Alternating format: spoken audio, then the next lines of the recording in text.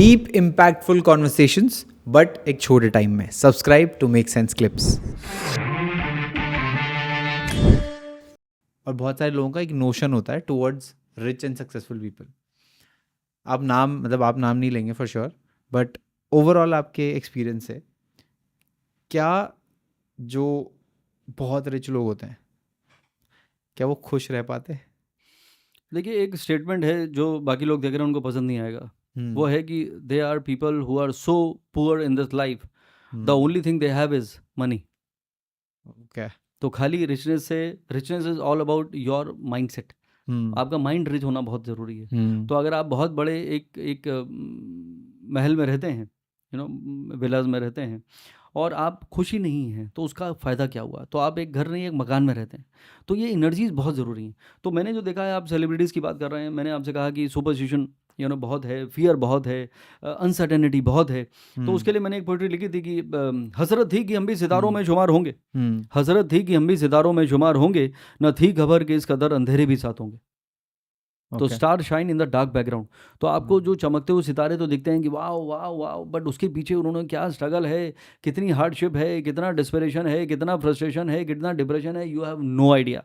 So that is how it is. इसीलिए बॉलीवुड में सबसे ज़्यादा पैसा, सबसे ज़्यादा शोहरत है, लेकिन सबसे ज़्यादा अगर स्ट्रगल मुझसे कोई अगर पूछे कि कौन सी इंडस्ट्री में दुनिया में है, मैं कहूँगा ये एंटरटेनमेंट इंडस्ट्री में है.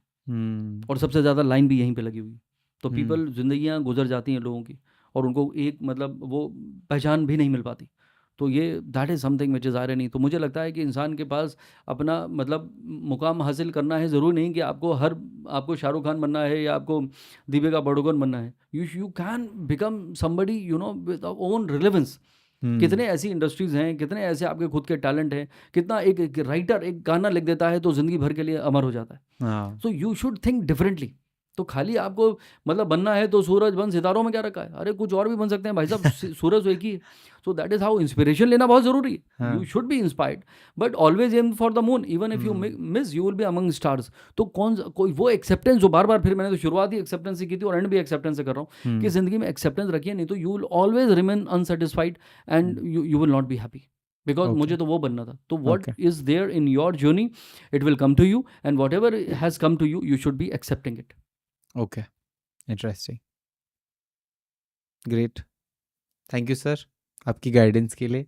आपने बहुत अच्छे से समझाया, बहुत सीधे तरीके से समझाया और बहुत ही स्ट्रेट फॉरवर्ड. बहुत लोग उसको बहुत कॉम्प्लिकेट कर देते हैं.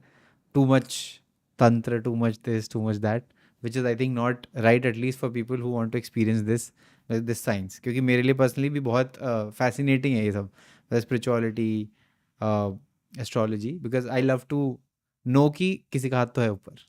100% ये बहुत ज़रूरी है. देखिए, if you believe with that, तो मैं तो कहूँगा you are blessed. People who are happy, और हैप्पी तभी रह सकता है जब वो अपने आप को प्रोटेक्टेड समझे, ब्लेस समझे. That is very important. इसलिए कहता हूँ, गो विद द फ्लो. जिंदगी तो महज एक दरिया है, बहते चलो, बस यही एक जरिया है. So thank you so much Himanshu for having me. Sir आपकी पोएट्री तो मज़ा आ गया. आई थिंक आपके साथ एक पोएट्री स्पेसिफिक एपिसोड भी करना पड़ेगा.